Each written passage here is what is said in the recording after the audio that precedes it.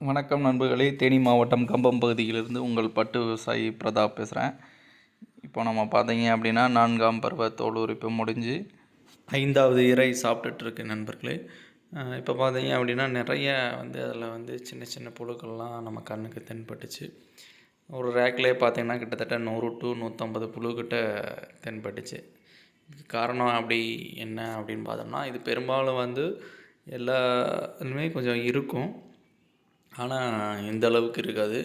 ஒரு 10 to 15 புழுக்கள் கிட்ட இருக்கும். ஆனால் இப்போ பார்த்தீங்க அப்படின்னா ஒரு 50, 100 கிட்ட இருக்கும்போது என்னாகும் அப்படின்னா, நம்மளுக்கு நிறையவே உற்பத்தி பட்டு உற்பத்தி கம்மியாகும். சரிங்களா?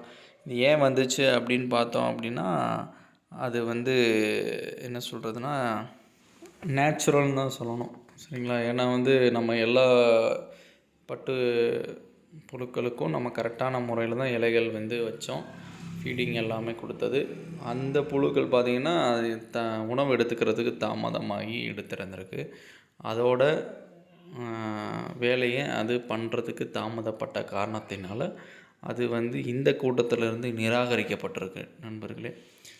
இப்போ அந்த புழுவை நீக்காமல் நம்ம வச்சுருந்தா அது கூடு கட்டுமே அப்படின்னு பார்த்தோம்னா, கண்டிப்பாக அது கூடு கட்டாதான். கூடு கட்டாமல் என்ன பண்ணோம் அப்படின்னா, இந்த கூடு கட்டுற புழுக்களை நிறையாவே டிஸ்டர்ப் பண்ணிடும், இறந்துரும், கரைக்கூடாயிடும். ஸோ இந்த மாதிரி நிறையா விஷயங்கள்லாம் இருக்குது. ஸோ இதிலிருந்து அவாய்ட் ஆகி வெளியில் வர்றது பார்த்திங்க அப்படின்னா, அந்த புழுக்களுக்கு மிச்சம் இருக்க புழுக்களுக்கு ரொம்பவே நல்லதான ஒரு விஷயந்தான். ஸோ அந்த ரிஜெக்டான புழுக்களை எடுத்து நம்ம என்ன பண்ணுறோம் அப்படின்னா, வெளியில் தான் போட போகிறோம், ஆட்டிடுவோம். சரிங்களா?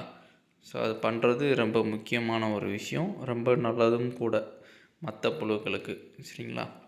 அதை ரொம்ப கவனித்து பார்க்கணும். இந்த 4ஆம் பருவ தோல் உரிப்புக்கு அப்புறம் இந்த விஷயங்கள்லாம் என்னென்ன இருக்குன்றதை நம்ம கொஞ்சம் கவனித்து பார்த்தோம் அப்படின்னா, இதில் உள்ள குறைபாடுகளை கொஞ்சம் கொஞ்சமாக சரி பண்ணிக்கலாம். இந்த இவ்வளோ பாருங்களேன், ஒரு ரேக்லேருந்து இப்போ எடுத்திருக்கோம்.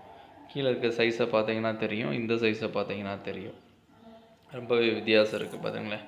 இது ரொம்ப சிறுசாக இருக்குது. ஸோ இதெல்லாம் பார்த்திங்க அப்படின்னா கண்டிப்பாக நம்மளுக்கு ஈல்டு கொடுக்க போகிறது இல்லை. ஸோ அதனால் அது நிராகரிக்கப்படும் இந்த புழுக்கள். நன்றி, வணக்கம். மீண்டும் உங்களை அடுத்த வீடியோவில் சந்திக்கிறேன்.